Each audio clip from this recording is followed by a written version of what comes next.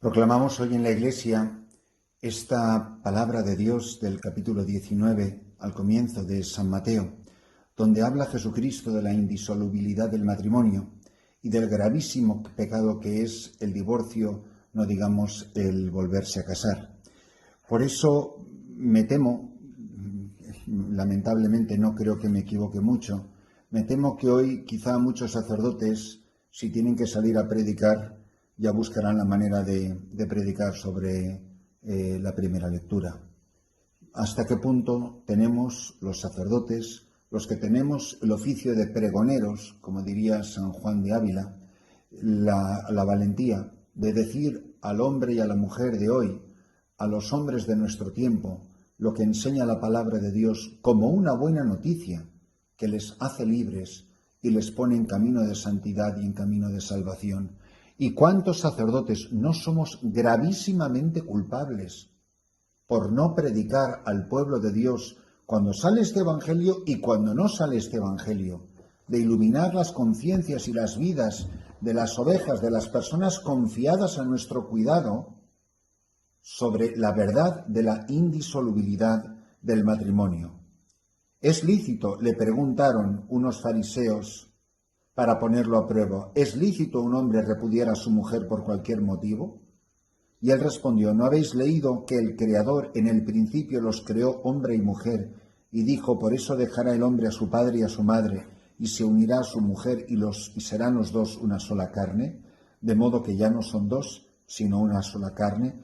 Pues lo que Dios ha unido, que no lo separe el hombre, es lo que dice Jesucristo. En el principio no fue así. Es verdad que se dijo en el Antiguo Testamento, pero yo os digo que si uno repudia a su mujer, no hablo en el caso de unión ilegítima, y se casa con otra, comete adulterio. Vamos a ver, ¿qué es lo que no está claro de las palabras de nuestro Señor Jesucristo? Uno podrá estar en desacuerdo, pero lo que no puede uno es dudar de lo que ha dicho Jesús en el Evangelio. Y es importantísimo volver a las palabras de Jesús porque Él hace referencia al libro del Génesis, que es el plan original de Dios antes de que lo frustrara el pecado del hombre. Dios ha creado al hombre por amor y lo ha llamado al amor. Es nuestra vocación fundamental, es la vocación innata que llevamos en nuestro ADN interior de todo ser humano, porque el hombre y la mujer han sido creadas a imagen y semejanza de Dios, y Dios es amor. Por eso, si Dios ha creado al hombre y a la mujer por amor, los ha llamado también al amor mutuo entre ellos. Y por eso el amor del hombre y la mujer en el matrimonio se convierten en imagen del amor absoluto y del amor indefectible y del amor maravilloso que Dios tiene a cada hombre. Porque Dios ama a cada hombre, nos llama a amarnos unos a otros y llama al hombre y a la mujer a amarse indisolublemente, como una sola carne, algo irrompible en el sacramento del matrimonio. Y este amor que Dios bendice está destinado a ser fecundo y a realizarse en la obra común del cuidado de la creación. Y los bendijo Dios, recordad las palabras del libro del Génesis, y les dijo, sed fecundos y multiplicaos y llenad la tierra y sometedla. Es importantísimo no perder de vista esta realidad. Pues ¿por qué? Porque la alianza nupcial entre Dios y su pueblo Israel, que estaba preparando la nueva y eterna alianza, mediante la que el Hijo de Dios, encarnándose y dando su vida, se unió en cierta manera con toda la humanidad, salvada por él. Recordad las palabras preciosas de Gaudium et Spes. Son una preparación de las bodas del Cordero. Y Jesús, comenzando su vida pública, hace precisamente este signo en el contexto de una boda, para indicar que el amor de Dios es un amor nupcial, es un amor esponsal.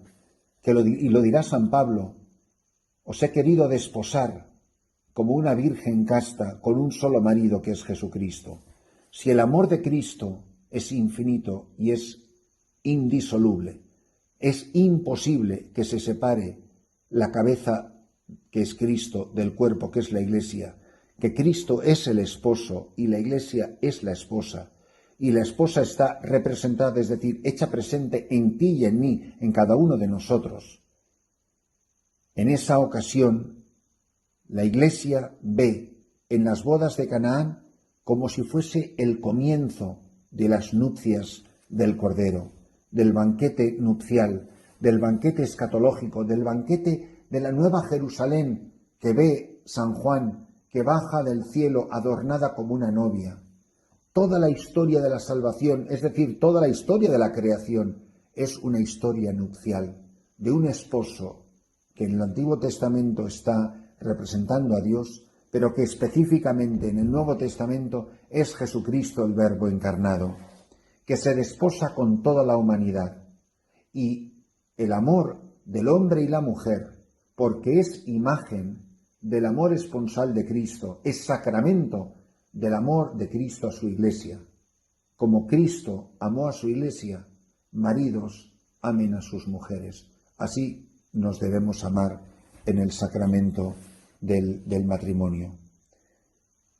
En su predicación Jesús siempre enseñó, y sin ambigüedad, el sentido original del hombre y de la mujer, como el Creador la quiso al comienzo.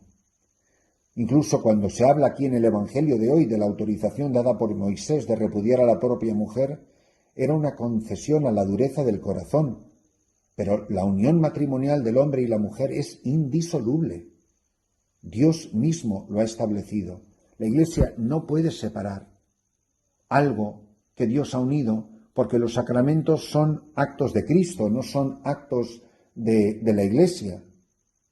Ella está al servicio de los sacramentos. Los sacramentos están por encima de la Iglesia. La Iglesia está al servicio de estas acciones de Cristo. Por eso bien dice la palabra de Dios, que lo que Dios unió, que no lo separa el hombre. Esta insistencia, y que no admite ni excepciones, y además es inequívoca, de la indisolubilidad del vínculo matrimonial, pudo causar tal perplejidad, la misma que nos causa a nosotros, y parecer como una exigencia irracional, irrealizable. Y sin embargo Jesús no impuso a los esposos una carga imposible de llevar y demasiado pesada, más pesada que la ley de Moisés. Viniendo para restablecer, que es a lo que viene Jesucristo por la redención, el orden inicial de la creación que ha turbado el pecado, da la fuerza, Cristo nos da la gracia para vivir el matrimonio en la dimensión del reino de Dios. Por eso, siguiendo a Cristo, muriendo a nosotros mismos, renunciando a nosotros mismos, tomando sobre nosotros nuestra cruz, los esposos podrán comprender, podrán aceptar, podrán acoger con alegría el sentido original del matrimonio y vivirlo, claro, con la ayuda de Cristo. Por eso la gracia del matrimonio cristiano es un fruto de la cruz de Cristo, fuente de toda vida cristiana. Por eso toda la vida cristiana está marcada por el amor esponsal de Cristo y de la Iglesia. En el mismo bautismo, que es la entrada en el pueblo de Dios, se entra en un misterio nupcial. Ahora, es imposible vivir esta indisolubilidad del matrimonio sin una vida seria de oración, sin una vida seria de sacramentos, sin comprender y sin vivir fructuosamente el misterio de la Eucaristía. Un matrimonio que no va a misa, que no pone a Cristo en la Eucaristía en el centro de su vida, que no se esfuerza en vivir la fe, la esperanza y la caridad. Un matrimonio que no vive una intimidad muy cercana con la Santísima Virgen María, que no vive los demás sacramentos con seriedad y con radicalismo, es imposible. No solo que viva, es que ni siquiera que entienda por qué el matrimonio es indisoluble. Y además están los hijos, que tienen el derecho a la indisolubilidad del matrimonio de sus padres.